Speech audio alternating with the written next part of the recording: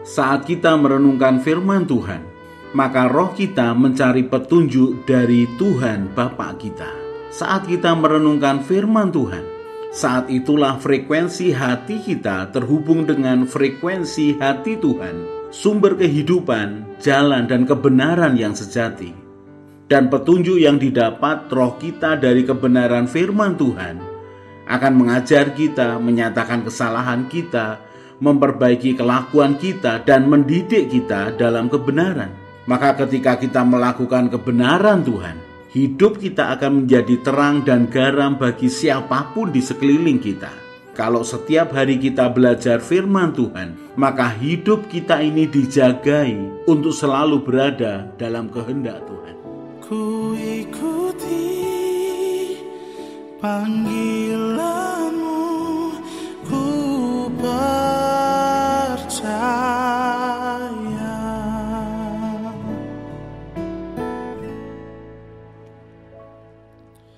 Sungguh besar setiamu, kau nyatakan bagiku. Kau Bapa yang selalu mengerti isi hatiku. Tak peduli masa lalu, Engkau tetap memilihku. Ubahkan ku, sempurnakan jadi karya yang indah. Kemuliaan-Mu Kau janjikan, aku tetap percaya. Kini aku percaya, tiada yang mustahil bagimu. Kuasa-Mu kuatkanku, dasarku berharap. Ku percaya janji-Mu ajaib terukir dalam kehidupanku. Ku berserah di dalam kekuatan-Mu. Ku percaya.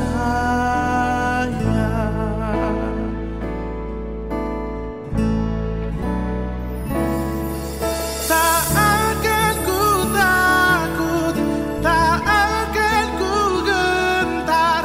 Kaulah imanku, Kaulah Tuhanku. Tak akan ku ragukan kebaikan-Mu di hidupku.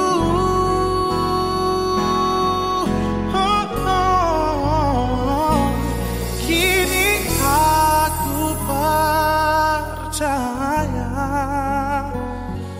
tiada yang mustahil bagimu. Kuasa-Mu kuatkanku, dasarku berharap. Ku percaya janji-Mu ajaib terukir dalam kehidupanku. Ku berserah di dalam kekuatan-Mu. Ku percaya. Ku berserah di dalam kekuatan-Mu.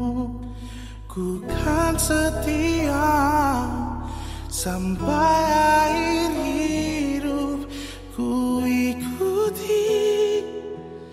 panggilanmu ku percaya.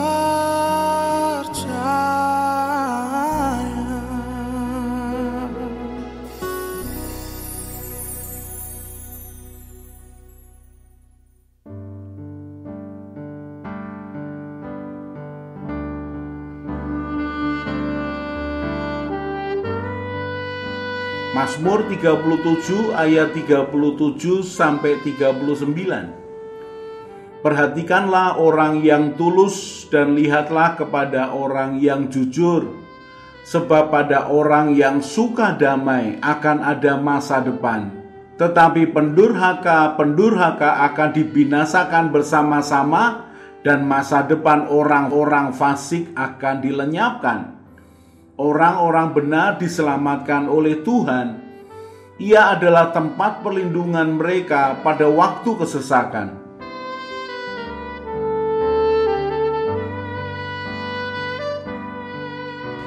Tidak ada orang yang punya keinginan supaya keluarganya hancur berantakan, bahkan sampai kemudian keturunannya binasa. Tidak ada. Semua orang menginginkan memiliki keluarga yang baik, yang bahagia, yang tertata, punya masa depan yang luar biasa, bahkan sampai keturunannya yang kesekian. Tidak ada orang yang memimpikan untuk mendapatkan masa depan yang suram sehingga menyusahkan, bahkan membinasakan keluarganya. Tetapi kita akan belajar dari Alkitab, ada satu keluarga raja yang melakukan kejahatan begitu rupa sehingga kemudian Tuhan menjatuhkan hukuman bagi keluarga ini. Kalau kita belajar dari keluarga ini, maka mari kita hadapkan hidup kita, hati kita kepada Tuhan. Mari pelajari akan bagian demi bagian yang menyakitkan hati Tuhan yang dilakukan oleh keluarga ini. Mari belajar apakah sebagai seorang kepala keluarga melakukan bagiannya dengan baik, atau apakah seorang istri juga melakukan bagiannya dengan baik yang sesuai dengan kebenaran firman Tuhan.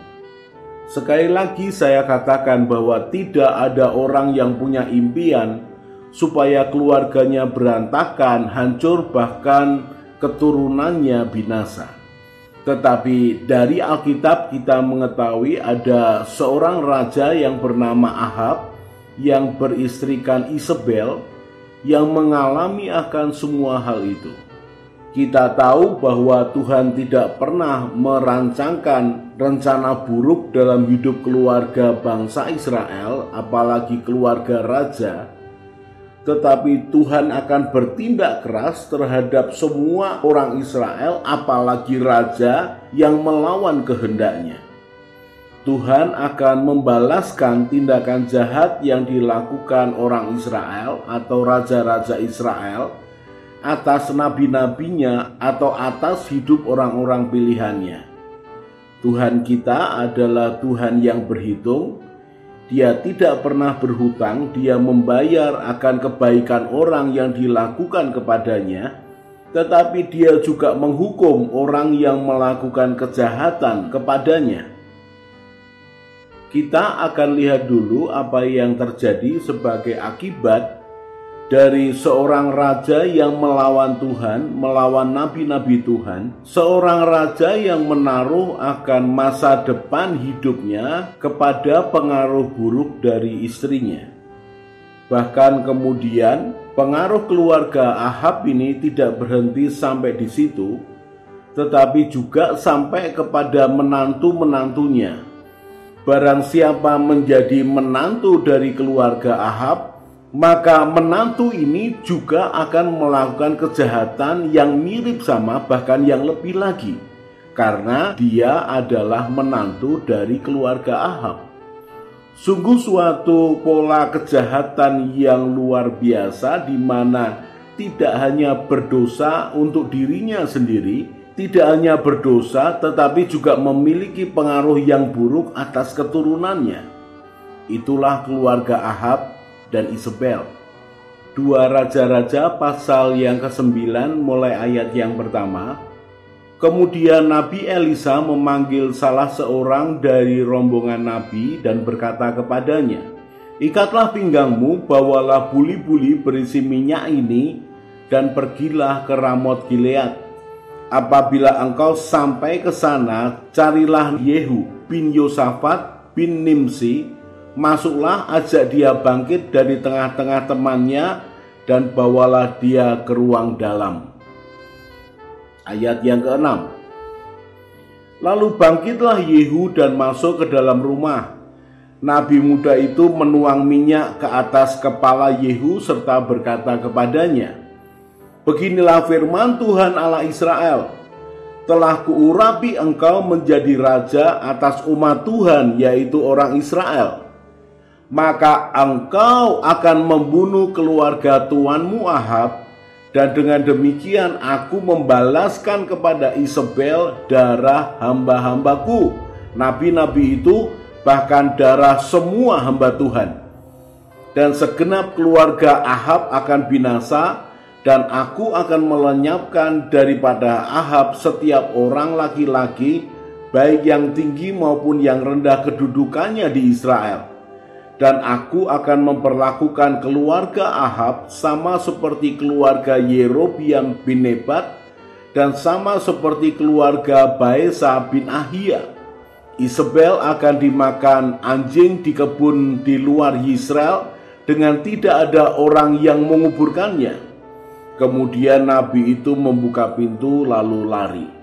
Dari 2 Raja-Raja pasal yang ke-9 ini kita tahu bagaimana Tuhan begitu murka kepada Ahab dan keluarganya, juga kepada Isabel, sehingga Tuhan merancangkan pembalasan yang luar biasa.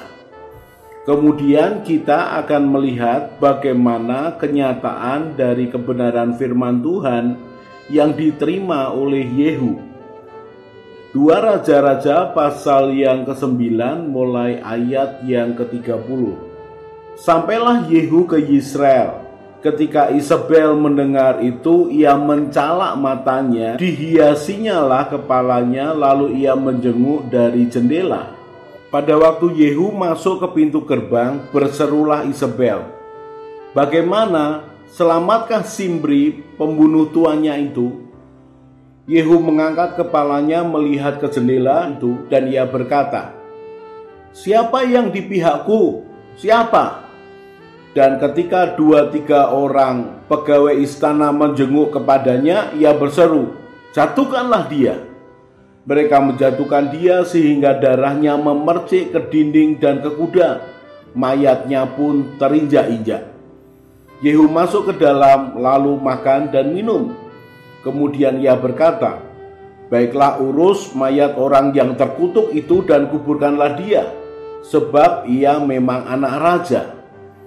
Mereka pergi untuk menguburkannya, tetapi mereka tidak menjumpai mayatnya, hanya kepala dan kedua kaki dan kedua telapak tangannya. Mereka kembali memberitahukannya kepada Yehu, lalu ia berkata, "Memang begitulah firman Tuhan yang diucapkannya dengan perantaraan hambanya Elia orang Tisbe itu. Di kebun di luar Yisrael akan dimakan anjing daging Isabel." Maka mayat Isabel akan terhampar di kebun di luar Yisrael seperti pupuk di ladang, sehingga tidak ada orang yang dapat berkata, "Inilah Isabel." Kalau kita mendengar kisah tentang Isabel ini sungguh sangat mengerikan. Kita bisa bertanya-tanya, seberapa besar kejahatannya sehingga Tuhan menghukum dia sedemikian. Tetapi mari kita lihat dulu penghukuman yang lain atas anak-anak Ahab dan Isabel. 2 Raja-Raja pasal yang ke-10. Ahab mempunyai 70 orang anak laki-laki di Samaria. Yehu menulis surat dan mengirimkannya ke Samaria kepada pembesar kota itu, kepada para tua-tua dan kepada para pengasuh anak-anak Ahab. Bunyinya, "Sekarang segera sesudah surat ini sampai kepadamu, kamu yang mempunyai anak-anak tuanmu di bawah pengawasanmu, lagi pula mempunyai kereta dan kuda dan kota yang berkubu serta senjata, maka pilihlah seorang yang terbaik dan yang paling tepat dari antara anak-anak tuanmu, lalu dudukkanlah dia di atas tahta ayahnya. Kemudian berperanglah membela keluarga tuanmu. Tetapi mereka sangat takut dan berkata, sedangkan kedua raja itu tidak dapat bertahan menghadapinya, bagaimana mungkin kita ini dapat bertahan? Sebab itu kepala istana dan kepala kota, juga para tua-tua dan para pengasuh mengirim pesan kepada Yehu bunyinya, kami ini hamba-hambamu dan segala yang kau katakan kepada kami akan kami lakukan. Kami tidak hendak mengangkat seseorang menjadi raja. Lakukanlah apa yang baik menurut pemandanganmu. Kemudian Yehu menulis surat untuk kedua kalinya kepada mereka bunyinya, jika kamu memihak kepadaku dan mau menurut perkataanku, ambillah kepala anak-anak tuanmu dan datanglah kepadaku besok kira-kira waktu ini ke Israel. Adapun ke-70 anak raja itu tinggal bersama-sama orang-orang besar di kota itu yang mendidik mereka. Tatkala surat itu sampai kepada mereka, mereka mengambil anak-anak raja itu, menyembelih ke-70 orang itu, menaruh kepala orang-orang itu ke dalam keranjang dan mengirimkan semuanya kepada Yehu di Israel. Ketika suruhan datang memberitahukan kepadanya telah dibawa orang kepala anak-anak raja itu, berkatalah Yehu, susunlah semuanya menjadi 2 timbunan di depan pintu gerbang sampai pagi. Pada paginya keluarlah Yehu, berdirilah ia lalu berkata kepada segenap orang banyak, kamu ini tidak bersalah. Memang akulah yang telah mengadakan persepakatan melawan tuanku dan telah membunuh dia. Tetapi semua orang ini siapakah yang membunuh mereka? Ketahuilah sekarang bahwa firman Tuhan yang telah diucapkan Tuhan tentang keluarga Ahab tidak ada yang tidak dipenuhi. Tuhan telah melakukan apa yang difirmankannya dengan perantaraan Elia hamba-Nya. Sekali lagi ketika kita mendengar kematian Isabel itu mengerikan, dan lebih mengerikan lagi kematian 70 orang anak-anak Ahab dan Isabel. Mereka disembelih, dipenggal kepalanya, lalu ditunjukkan kepada Yehu. Sungguh sesuatu yang sangat amat mengenaskan. Dan saya katakan sekali lagi, tidak ada orang yang punya keinginan supaya keluarganya hancur kemudian binasa. Tidak ada. Tetapi perhatikan, ketika Ahab melawan Tuhan, menyakiti hati Tuhan, kemudian dia menikah dengan Isabel, lalu membiarkan Isabel mengambil alih akan begitu banyak keputusan penting. Dan kemudian atas perintah Isabel dibunuhlah begitu banyak nabi Tuhan di Israel pada waktu itu. Maka Tuhan menjatuhkan hukuman atas Ahab, Isabel, dan keluarganya. Dan sekarang mari kita perhatikan apa sebenarnya yang dilakukan oleh Ahab dan Isabel. 1 Raja-Raja pasal yang ke-16 ayat yang ke-29 mulai. Ahab anak Omri menjadi raja atas Israel dalam tahun ke-38 zaman Asa Raja Yehuda. Dan Ahab bin Omri memerintah 22 tahun lamanya atas Israel di Samaria. Ahab bin Omri melakukan apa yang jahat di mata Tuhan lebih daripada semua orang yang mendahuluinya. Seakan-akan belum cukup ia hidup dalam dosa-dosa Yerobeam bin Nebat, maka ia mengambil pula Isabel anak Etbaal raja orang Sidon menjadi istrinya. Sehingga ia pergi beribadah kepada Baal dan sujud menyembah kepadanya. Kemudian ia membuat mezbah untuk Baal itu di kuil Baal yang didirikannya di Samaria. Sesudah itu Ahab membuat patung Asyera, dan Ahab melanjutkan bertindak demikian sehingga menimbulkan sakit hati Tuhan Allah Israel, lebih dari semua raja-raja Israel yang mendahuluinya. Ahab melakukan kejahatan lebih daripada semua raja-raja yang mendahuluinya. Suatu kesimpulan yang menjelaskan kita. Sebutkan kejahatan raja-raja sebelum Ahab, maka Ahab melakukan lebih lagi kejahatan yang dilakukan oleh raja-raja itu. Terlebih lagi, Ahab menyembah Baal, kemudian membuat patung Asyera, kemudian menyembahnya. Sungguh suatu contoh yang jahat di mata Tuhan ketika itu dilakukan oleh seorang raja Israel di hadapan akan para rakyatnya. Apalagi kemudian Ahab membiarkan istrinya Isabel itu membunuh akan nabi-nabi Tuhan. 1 Raja-Raja 18 ayat yang ketiga mulai. Sebab itu Ahab telah memanggil Obadya yang menjadi kepala istana. Obadya itu seorang yang sungguh-sungguh takut akan Tuhan.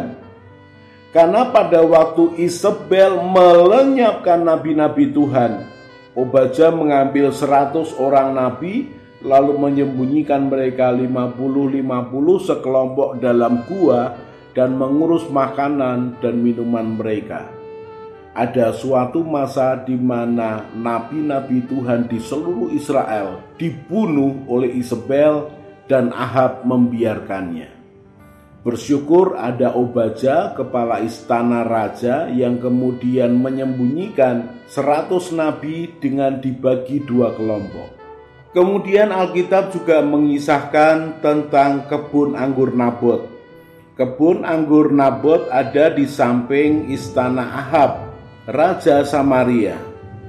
Kemudian Ahab menginginkan kebun anggur Nabot, dan ketika Nabot menolaknya, maka dia patah semangat. Dia tidak mau lakukan apa-apa karena dia sangat menginginkannya. Lalu kemudian dia membiarkan Isabel istrinya untuk melakukan tipu muslihat sehingga kebun anggur Nabot itu bisa dimilikinya. Ahab membiarkan Isabel istrinya untuk melakukan apapun supaya keinginannya terpenuhi. Sungguh suatu pelajaran yang berharga buat kita semua. Bagaimana Tuhan menghukum akan orang-orang yang berbuat jahat kepadanya, apalagi posisinya adalah raja bangsa Israel. Dan Ahab membiarkan istrinya mengambil keputusan-keputusan penting yang kemudian menumpuk akan hukuman Tuhan atas keluarganya. Tidak ada yang menginginkan keluarganya hancur dan binasa, tetapi mari kita belajar. Mari jauhi yang jahat. Mari cari Tuhan dengan segenap hati. Mari jangan sakiti hati Tuhan dengan menyembah akan ilah-ilah lain. Mari dukung akan pekerjaan Tuhan dan hamba-hambanya. Mari bangun keluarga kita dalam takut akan Tuhan. Mari hidup jangan menyakiti hati Tuhan.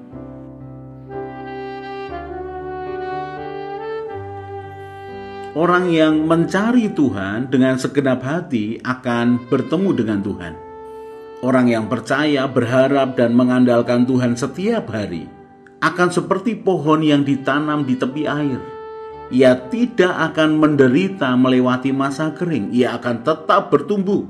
Hatinya bersukacita dan hidupnya terus berbuah.